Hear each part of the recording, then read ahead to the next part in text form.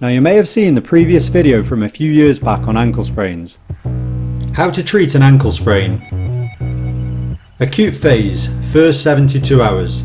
Use paracetamol or a non-steroidal anti-inflammatory drug such as ibuprofen gel. If pain is very severe, then use codeine if necessary. Mostly try not to use anti-inflammatories after 72 hours, but if the ankle is still hot and throbbing, then consider using oral NSAIDs, for example ibuprofen or naproxen. Use the acronym POLICE in the first 72 hours. P. Protect the injury. Consider a support and wear good supportive footwear. OL. Optimal loading. Don't absolutely rest the ankle, you need to move it gently, put some weight through it and walk as normally as possible on it. However, optimal means that there is no adverse reactions after doing so monitor pain levels, heat and swelling after all of this. Adjust frequency and intensity of this as required. Ice. Place ice in a damp tea towel and place over the injury, leave in place for 15 to 20 minutes and reapply every 2 hours. C. Compression. For grade 1s and 2s, you don't want to immobilize the ankle, but you can use elastic bandaging to assist proprioceptive function of the ankle, according to Fousekis et al. 2012. With an acute sprained ankle, recovery might be faster with a semi-rigid ankle or lace-up support, according to Kirchhoff's et al. 2002.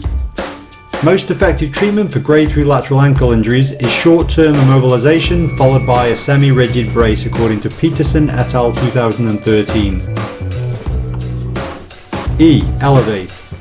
When you aren't doing your optimal loading, simply keep your ankle elevated, but don't spend long periods at a time immobile. Also, avoid harm in the first 72 hours after injury. H is for heat, for example hot baths, saunas and heat packs. A is for alcohol, increases bleeding and swelling and decreases healing rate. R is for running or any other form of exercise which may cause further damage.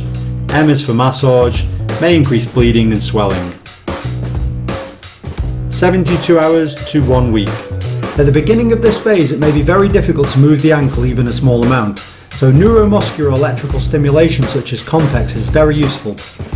Settings such as capillarization can increase blood flow by 300% and therefore assist healing and help to assist lymphatic drainage of the swelling. You can also use active recovery, recovery plus and massage settings. The pad placements are as follows.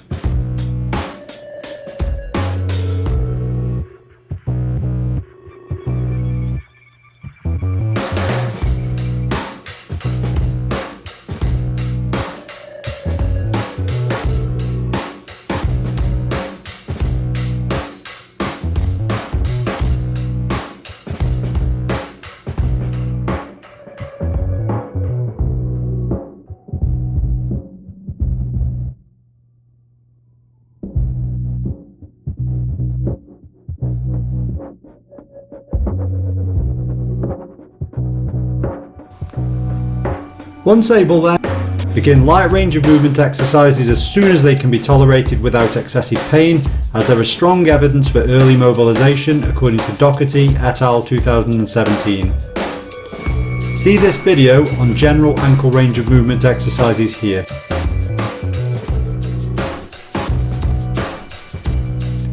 One week to 6 weeks. Continue with the general range of movement exercises, but advance the range of movement as tolerated. Once you can weight bear without irritation, then you need to stretch your calf and Achilles, as these will shorten very quickly due to not walking normally. Here are the stretches for this here.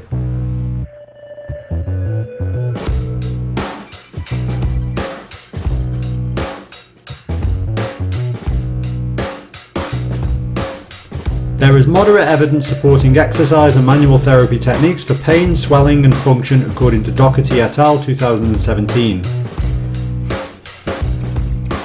Evidence suggests that manual therapy with exercise is superior to exercise alone in inversion ankle sprains according to Cleland et al. 2013. Manual joint mobilization diminished pain and increased dorsiflexion range of motion according to Loden et al. 2014. Manual therapy and joint mobilizations are performed by a physiotherapist, and so it is important to get this type of treatment from them. Acupuncture for acute ankle sprains.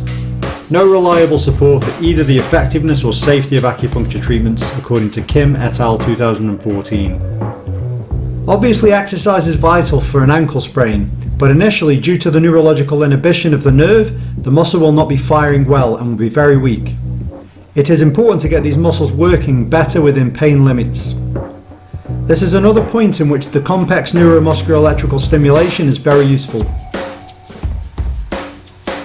If you have a unit with the ankle twist prevention setting, then use this in the supported resting position on your perineals.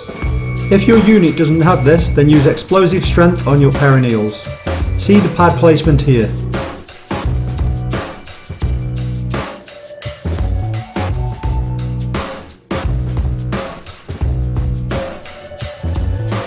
As you improve, the exercises that you can do without irritation will be able to be advanced. Obviously, these exercises will need to be prescribed by a physio at the right time and level. But here are some examples of exercises for an ankle sprain rehabilitation. Single leg balance. Weight bearing perineal strengthening.